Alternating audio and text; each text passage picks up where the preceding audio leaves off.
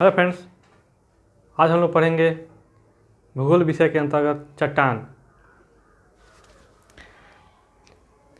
पृथ्वी पर कठोर या मुलायम जो भी पदार्थ है सभी चट्टानों के बने हुए हैं। ठीक है, तो चट्टान को आज हम लोग विभाजन करेंगे विभिन्न आधारों पर। ठीक है ना। सबसे पहले हम लोग आंतरिक और बाह्य चट्टान के आधार पर इसको दो भाग में बांटेंगे। पहला हो जाएगा आंतरिक चट्टान, दूसरा हो जाएगा बाह्य चट्टान। आंतरिक चट्टान को भी दो भाग में बांटेंगे, एक दो पाताल में हो और दूसरा जो मध्य में हो। ठीक है, तो पहला हो गया पातालीय चट्टान, दूसरा हो गया मध्यवर्ती चट्टान। माने आंतरिक चट्टान को हम लोग दो भागों में बांटे हैं। पहला हो गया पातालीय चट्टान, दूसरा हो गया मध्यवर्ती चट्टान। पातालीय चट्टान के उदाहरण हैं ग्रेनाइट, बेसाल्ट, पैराइट, डायोराइट, ग्रेवो। ठीक है। मध्यवर्ती चट्टान के उदाहरण हैं phacolith, sill, sheet, dyke, stock, laccolith, lopolith and batholith. यहाँ पर मैंने इसकी आकृति बनाने का काम किया है तो सब मध्यवर्ती चट्टान ही, लेकिन इसका नाम पड़ गया है, इसकी आकृति के आधार पर इसका नाम पड़ा है। जैसे कि बैथोलिथ है, ये पूरा जो है ये बैथोलिथ है, यानी कि गुंबदाकार आकार में जिसका एरिया 100 वर्ग किलोमीटर से अधिक हो। कितना? जिसका आकार गुंबदाकार हो और क्षेत्रफल 100 वर्ग किलोमीटर से अधिक हो, उसे कहते हैं, उस चट्टान का नाम है बैथोलिथ, जो एक मध्यवर्ती चट्टान है। ठीक है।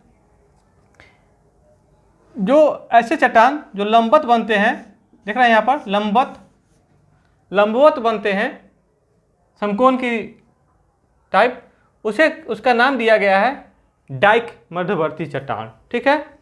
और बैथोलिथ का छोटा सा रूप है जिसका आकार होता है 100 वर्ग किलोमीटर से कम, उसका नाम पड़ गया स्टॉक। यानी कि छोटा बैथोलिथ को क्या कहा जाता है? स्टॉक। ये हो गया और ये हो गया। अब आते हैं लैकोलिथ।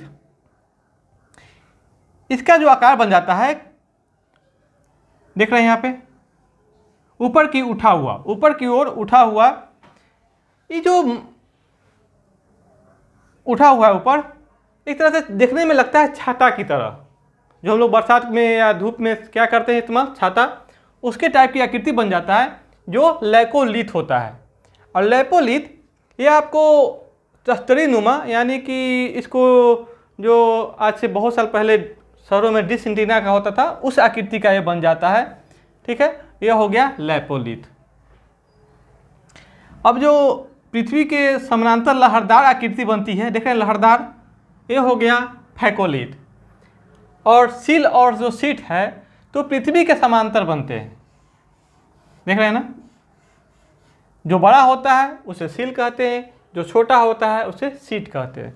ये जो मध्यवर्ती चट्टान है, यह आपको पृथ्वी के मध्यवर्ती भाग में बनते हैं। ये सब मैग्मा के ऊपर उठने से और जैसे इसको कमज़ोर भाग मिलता है वैसे वैसे उसकी आकृति बन जाती है। ठीक है तो पूरा का पूरा देखे जाएंगे तो चट्टान दो ही होते हैं।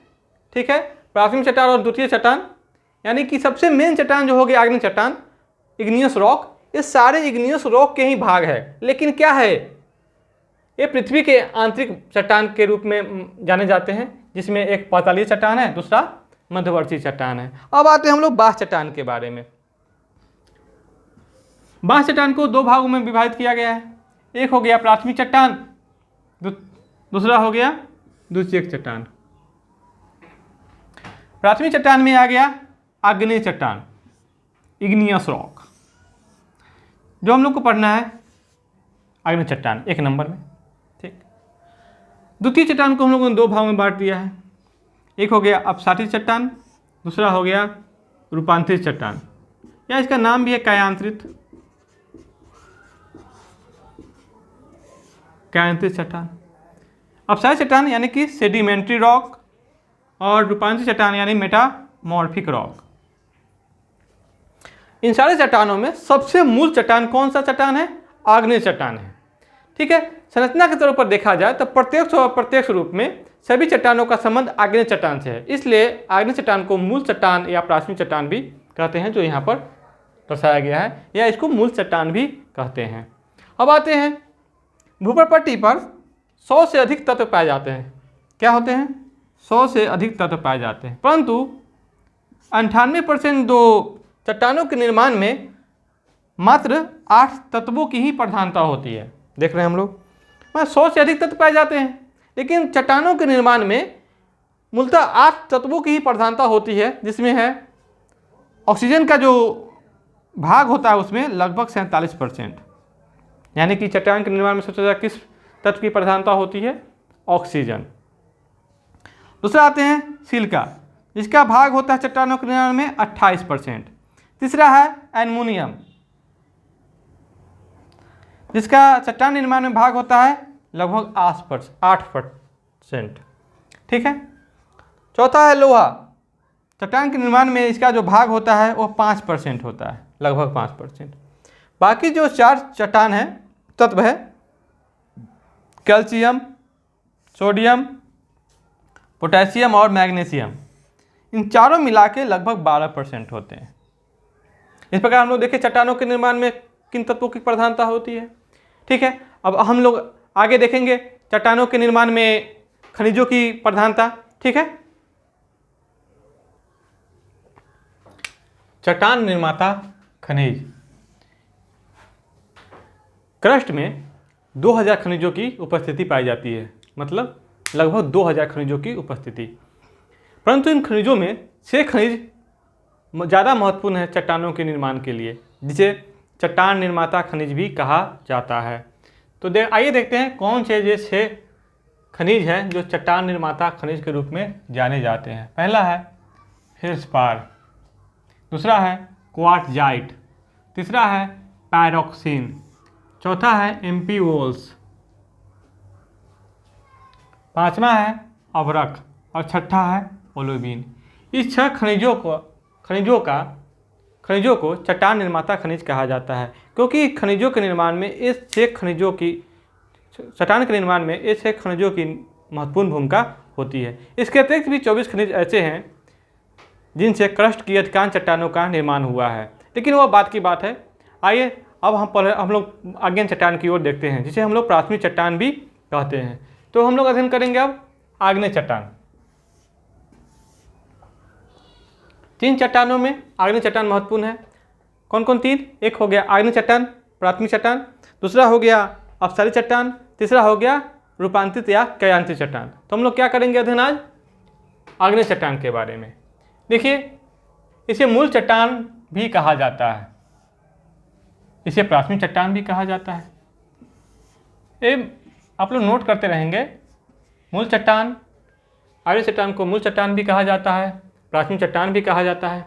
पृथ्वी निर्माण के बाद, पृथ्वी का जब निर्माण हुआ उसके बाद सबसे पहले जिस चट्टान का निर्माण हुआ उस चट्टान का नाम क्या था? आग्नेय चट्टान। पृथ्वी निर्माण के बाद सबसे पहले आग्नेय चट्टान का ही निर्माण हुआ। आग्नेय का मतलब ही होता है आग से बना हुआ, आग्नेय, इग्नियस रॉक। ठीक है, यह अत्यधिक कठोर होगा। आग्नेय चट्टान कठोर होगा, रवादार होगा, इसमें खनिज की मात्रा अधिक पाई जाएगी।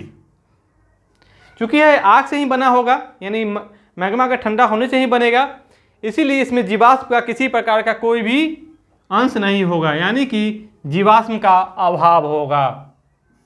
यानी कि आग्नेय चट्टान में नहीं कोयला मिलेगा, ठीक है, और नहीं आपको खनिज तेल मिलेगा। जीवाश्म की संबंधित कोई भी वस्तु यहाँ पे नहीं मिलेगी। यह लावा निर्मित चट्टान है, हम लोग पहले ही बात कर चुके हैं। इसलिए इसका विस्तार कहाँ अधिक होगा? ज्वालामुखी वाले क्षेत्रों में इसका विस्तार अधिक होगा। ज्वालामुखी वाले क्षेत्रों में आग्नेय चट्टान अत्यधिक मात्रा में पाया जाएगा। अब आते हैं इसके आर्थिक महत्व के बारे में। आग्नेय चट्टान का आर्थिक महत्व क्या है? तो इसमें अनेक प्रकार के धात्विक खनिज पाए जाते हैं। जो काफ़ी इंपॉर्टेंट है। जैसे लोहा, सोना, मैग्नीज, निकेल, तांबा, जस्ता, टीन, क्वार्टजाइट, अभ्रक इत्यादि, ये सभी धात्विक खनिज आयरन चट्टान में पाए जाते हैं। अब एग्जाम्पल दीजिए, आयरन चट्टान का एग्जाम्पल क्या है? तो ग्रेनाइट, हम लोग पहले भी पढ़े हैं पतली चट्टान में, बेसाल्ट, पेगमाटाइट, डायोराइट, ग्रेवो, ये सब क्या है? आयरन चट्टान है। अब बेसाल्ट में लोहे की मात्रा सर्वाधिक होती है। लोहे की मात्रा, बेसाल्ट चट्टान में लोहे की मात्रा सर्वाधिक होती है। इस चट्टान से काली मिट्टी का निर्माण होता है। काली मिट्टी से आप लोग जानते ही होइएगा, भारत में काली मिट्टी कहाँ पर पाया जाता है? तो ये दक्कन के पठार में पाया जाता है, जो आपको महाराष्ट्र,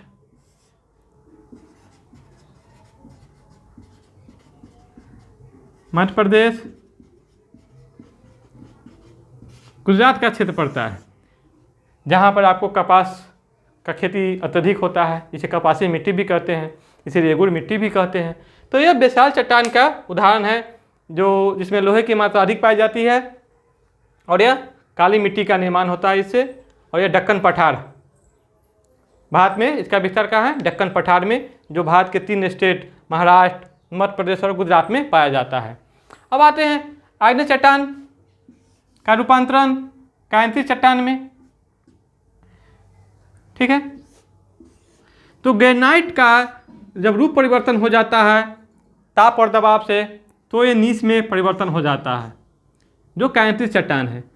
साइनाइट का टेम्परेचर और प्रेशर के कारण किस चट्टान में बदल जाता है? साइनाइट नीस में, जो एक कायांतित चट्टान है। ग्रेवो, सर्पेंटाइन, बेसाल्ट शिस्ट में बदल जाता है। बिटुमिनस कोयला ग्रेफाइट कोयला में बदल जाता है। यानी कि इस प्रकार हम लोगों ने देखा चट्टान, और अगले मेरे वीडियो में बाकी शेष बचे 2 चट्टानों, जैसे अपसारी चट्टान और कायांतित चट्टान के बारे में अध्ययन करेंगे।